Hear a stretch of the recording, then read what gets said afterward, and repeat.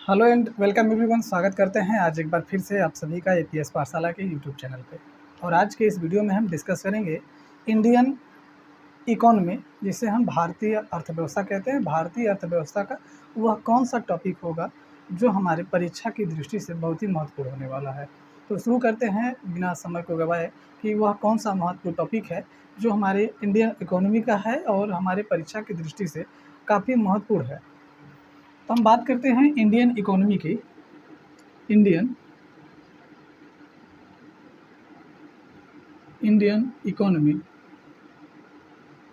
Economy की, जिसे हम भारतीय अर्थव्यवस्था कहते हैं।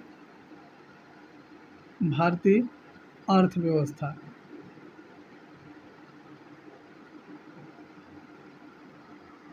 भारतीय अर्थव्यवस्था का वह कौन सा टॉपिक है जो हमें परीक्षा की दृष्टि से पढ़ना है और वह बहुत ही महत्वपूर्ण भी है, क्योंकि इस टॉपिक से जो इन टॉपिक की हम चर्चा करेंगे, इन टॉपिक से परीक्षा में प्रश्न बनते हैं और बने भी हैं। तो सबसे पहले अगर हम टॉपिक की बात करेंगे कि कौन से टॉपिक हमारे हैं, टॉपिक्स या फिर इकोनॉमिक के सिलेबस की, इसमें से अगर हम पहले टॉपिक की बात करेंगे जो हम इसमें पढ़ने वाले हैं इकोनॉमी में, हम पढ़ेंगे पहला तो introduction of economics. Introduction of economics, जिसे हम कहते हैं कि अर्थशास्त्र का परिचय। अर्थशास्त्र का परिचय। अर्थशास्त्र परिचय के बाद हम दूसरा टॉपिक पढ़ेंगे basics of economy. Basics of economy. Basics of economy, यहाँ पे आप समझते चलिए थोड़ा थोड़ा कि जो अर्थशास्त्र है, अर्थशास्त्र एक सब्जेक्ट है और यहाँ पे इकोनॉमी, जब एक सब्जेक्ट का हम किसी रीजन के परिप्रेक्ष्य में स्टडी करते हैं तो इकोनॉमी होता है। तो हम यहाँ पे बेसिक्स ऑफ इकोनॉमी को पढ़ेंगे, यानी अर्थव्यवस्था का आधार पढ़ेंगे। अर्थव्यवस्था को पढ़ेंगे और इसी अर्थव्यवस्था में हम पढ़ेंगे types of economy. Types of economy को पढ़ेंगे, यानी अर्थव्यवस्था के प्रकार की बात करेंगे। उसके बाद हम जो तीसरा टॉपिक पढ़ेंगे, तीसरे टॉपिक में जो हमारा महत्वपूर्ण होगा वो टॉपिक हमारा होगा planning of India. Planning of India, ठीक है, planning of India. Planning of India, या इसी को हम इस तरीके से भी कर सकते हैं, economic planning. Economic planning of India, जिसे हम हिंदी में कहते हैं भारत में आर्थिक नियोजन।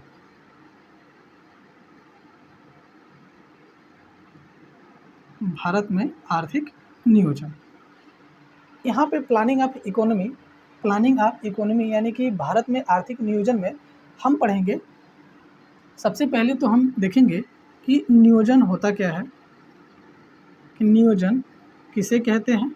नियोजन, जैसे इंग्लिश में हम प्लानिंग कहते हैं, कि प्लानिंग क्या होता है, और नियोजन का एक तरह से आप समझिए कि इंडिया में नियोजन के फादर कौन है। इंडिया में नियोजन के फादर कौन है। उसके बाद इसमें हम देखेंगे, फादर के बाद हम नियोजन में ही बात करेंगे कि इसकी शुरुआत कब हुई, इसकी स्टार्टिंग कब हुई। स्टार्टिंग के बाद हम नियोजन में पढ़ेंगे, स्टार्टिंग के बाद हम पढ़ेंगे कि योजना आयोग क्या है। योजना आयोग, जिसे हम प्लानिंग कमीशन कहते हैं। प्लानिंग कमीशन में हम इसका पढ़ेंगे, इसका गठन कब हुआ योजना आयोग का, गठन के बाद इसके कार्य को पढ़ेंगे, कार्य के बाद इसका विलय कब हुआ, योजना आयोग का विलय कब हुआ। इसके बाद योजना आयोग के बाद हम पढ़ेंगे नीति आयोग, कि नीति आयोग क्या है, नीति आयोग क्या है, नीति आयोग का गठन पढ़ेंगे। गठन के बाद इसमें हम पढ़ेंगे कि इसका कार्य क्या है और इसकी संरचना को पढ़ेंगे।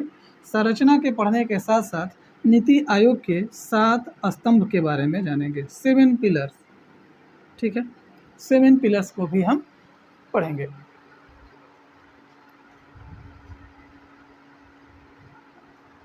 इसके बाद नीति आयोग के बाद हम देखेंगे, अगला देखेंगे राष्ट्रीय विकास परिषद। इसके बाद अगला हम बात करेंगे कि राष्ट्रीय विकास परिषद, फिर हम राष्ट्रीय विकास परिषद की बात करेंगे, प्लानिंग कमीशन में ही, प्लानिंग में ही पढ़ेंगे राष्ट्रीय विकास परिषद, राष्ट्रीय विकास परिषद को पढ़ेंगे, जिसे हम NDC कहते हैं, नेशनल डेवलपमेंट काउंसिल कहते हैं। इसके बाद NDC के पढ़ने के बाद हम पढ़ेंगे inter state council.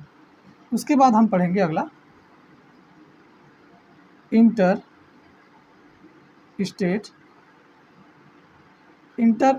Council. Inter state council क्या होता है और इसका कार्य क्या होता है, इन सभी को हम देखेंगे। हमने देख लिए, अब हम बात करेंगे चौथे टॉपिक की। तो चौथे टॉपिक में हम पढ़ेंगे नेशनल इनकम को,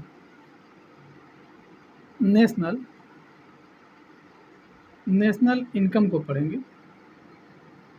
नेशनल इनकम जिसे हम राष्ट्रीय आय कहते हैं, जिसे हम राष्ट्रीय आय कहते हैं, जिसे हम राष्ट्रीय आय कहते हैं, नेशनल इनकम। नेशनल इनकम की बात करें तो हम पढ़ेंगे, इसमें पहले पढ़ेंगे हम चालू कीमत पर, चालू कीमत पर राष्ट्रीय आय को देखेंगे, चालू कीमत पर राष्ट्रीय आय। उसके बाद दूसरा स्थिर कीमत पर राष्ट्रीय आय,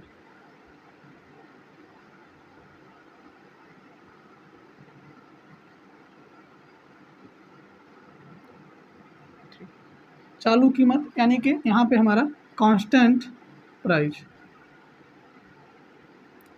कांस्टेंट प्राइस, ठीक, यहाँ पे कांस्टेंट प्राइस, यहाँ पे हम इस तरह से लिख सकते हैं national income at constant price, और यहाँ पे हमारा होगा national income eight current price, ठीक है। यहाँ पे हम राष्ट्रीय आय में देखेंगे कि चालू कीमत पर जो हमारी राष्ट्रीय आय है वो क्या होती है, उसके बाद हमारा कांस्टेंट प्राइस पे हमारी जो नेशनल इनकम है वो क्या होती है। इसके बाद हम इसमें देखेंगे कि हमारा राष्ट्रीय आय क्या होता है। यहाँ पे अब राष्ट्रीय आय के बाद हम ये देखेंगे कि राष्ट्रीय आय की गणना कैसे होती है, राष्ट्रीय आय की गणना कैसे की जाती है, कैलकुलेशन, राष्ट्रीय आय की गणना कैसे की जाती है। गणना के बाद हम देखेंगे कि राष्ट्रीय आय की क्या अवधारणाएं हैं, राष्ट्रीय आय की क्या अवधारणाएं हैं, इन अवधारणाओं को देखेंगे। तो राष्ट्रीय आय की अवधारणाओं की बात करें तो अवधारणा यानी उनसे कंसेप्ट की हम बात करेंगे, अवधारणाएं, अवधारणाएं की बात करेंगे यानी कंसेप्ट, कंसेप्ट की बात करेंगे। और इस कंसेप्ट में हम देखेंगे कि जीडीपी क्या है, जीडीपी क्या होता है, ग्रॉस डोमेस्टिक प्रोडक्ट। उसके बाद जीडीपी के बाद हम इसमें देखेंगे कि जीएनपी क्या होता है, जीएनपी के बाद हम देखेंगे कि एनएनपी क्या होता है। यह नेशनल इनकम के 3 अवधारणाओं की बात करेंगे। इसी अवधारणा के साथ साथ हम यह देखेंगे कि हमारा पर्सनल इनकम क्या होता है। अगला देख लेंगे हम इसी में पर्सनल इनकम, पर्सनल इनकम क्या होता है ना, पर्सनल इनकम जिसे हम वैयक्तिक आय कहते हैं। उसके बाद अगला इसी में हम देखेंगे कि डिस्पोजेबल डिस्पोजेबल पर्सनल इनकम क्या होता है, इन पे हम चर्चा करेंगे। ठीक है, इसके बाद राष्ट्रीय आय में ही हम जीवीए की बात कर लेंगे कि जीवीए क्या होता है।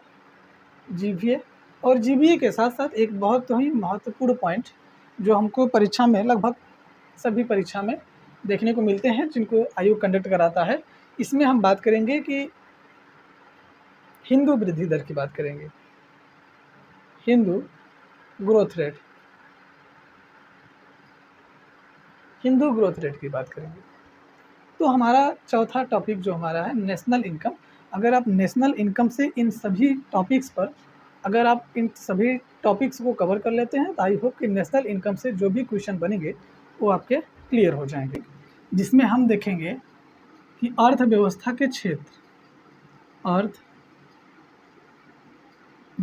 के क्षेत्र को देखेंगे, जिसमें हम sector of economy, sector of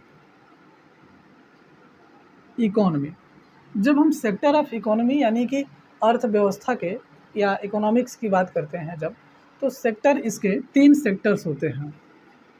first को हम प्राथमिक सेक्टर कहते हैं, प्राथमिक सेक्टर, ठीक, इसकी इंग्लिश आप लिख लीजिएगा, प्राइमरी सेक्टर कहते हैं। सेकेंड हमारा द्वितीयक सेक्टर होता है, द्वितीयक क्षेत्र, द्वितीयक के बाद हमारा तृतीयक क्षेत्र होता है, तृतीयक क्षेत्र होता है। प्राथमिक क्षेत्र की बात करें तो अर्थव्यवस्था में जो हमारा प्राथमिक क्षेत्र होता है वह कृषि आता है, कृषि और एवं संबद्ध क्षेत्र, कृषि और संबद्ध क्षेत्र की बात करते हैं प्राथमिक अर्थव्यवस्था में, यानी प्राइमरी सेक्टर में, अर्थव्यवस्था के प्राइमरी सेक्टर में हम कृषि एवं संबद्ध क्षेत्रों की बात करते हैं। और द्वितीयक की अगर हम बात करें तो द्वितीयक में हम उद्योग की बात करते हैं, द्वितीयक में हम उद्योग की बात करते हैं। और तृतीयक क्षेत्र में हमारा जो भी सेवा आता है यानी सर्विस, इनकी हम बात करते हैं। ठीक है, तो इस 5वें टॉपिक में हम जो कवर करेंगे बेसिकली हम कृषि एवं संबद्ध क्षेत्र को कवर करते हैं, कृषि एवं संबद्ध क्षेत्र को देखेंगे और इसी से रिलेटेड जो भी प्रश्न बनेंगे हम उनको ही पढ़ेंगे। इसमें अगर हम बात करें तो यहाँ पे पढ़ेंगे कि कृषि का महत्व क्या है, महत्व के बाद हम पढ़ेंगे कि कृषि की विशेषताएं क्या हैं, विशेषताएं क्या हैं भारत के परिप्रेक्ष्य में पढ़ेंगे। ठीक है, इसके बाद हम देखेंगे कि कृषि व्यापार को देखेंगे, ये मोस्ट टॉपिक है, इससे क्वेश्चन आपको देखने को ही मिलेंगे, कृषि व्यापार। ठीक है, एग्रीकल्चर ट्रेड, एग्रीकल्चर ट्रेड में हमें एग्रीकल्चर एक्सपोर्ट को, उसके बाद हम एग्रीकल्चर इंपोर्ट को देखेंगे। उसके बाद जो हमारा छठा टॉपिक होगा, हम यहीं पे इसको क्लियर कर लें, जो हमारा छठा टॉपिक होगा, छठे टॉपिक में हम पढ़ेंगे money and banking, money and bank, जिसे हम मुद्रा एवं बैंक कहते हैं, मुद्रा एवं बैंक कहते हैं। यहाँ पे मनी में हम क्या पढ़ते हैं कि मनी क्या है, ठीक है, मनी क्या है। उसके बाद पढ़ेंगे कि इसका फंक्शन क्या है, मनी का फंक्शन, और फंक्शन के बाद इसके टाइप्स को पढ़ेंगे। ठीक है, और यहाँ पे फिर हम अगला ई मनी को देखेंगे। ठीक है, कि ई मनी क्या होता है, और यहाँ टाइप्स में हम देखेंगे कि टाइप्स कौन कौन सी होती हैं। ठीक है, करेंसी क्या होते हैं, इसमें ही हम पढ़ेंगे। उसके बाद हम बैंक में, बैंक की बात करें तो बैंक क्या है, बैंक के कार्य क्या होते हैं, और साथ ही साथ बैंक का जो इतिहास क्या रहा है कि किस प्रकार से बैंकों की स्थापना हुई, क्या ज़रूरत पड़ी कि हमने बैंकों की स्थापना करनी पड़ी, और 3 प्रेसिडेंसी बैंक कौन से हैं, बैंकों का विलय कब होगा, इनकी हम बात करेंगे संपूर्ण। ठीक है, तो ये सभी 6 महत्वपूर्ण टॉपिक हैं जो हमारे एग्ज़ाम की दृष्टि से बहुत ही महत्वपूर्ण हैं, और हम प्रत्येक टॉपिक वाइज अब हर टॉपिक पे हम प्रत्येक दिन अलग से चर्चा करेंगे। तो आज के लिए बस इतना ही।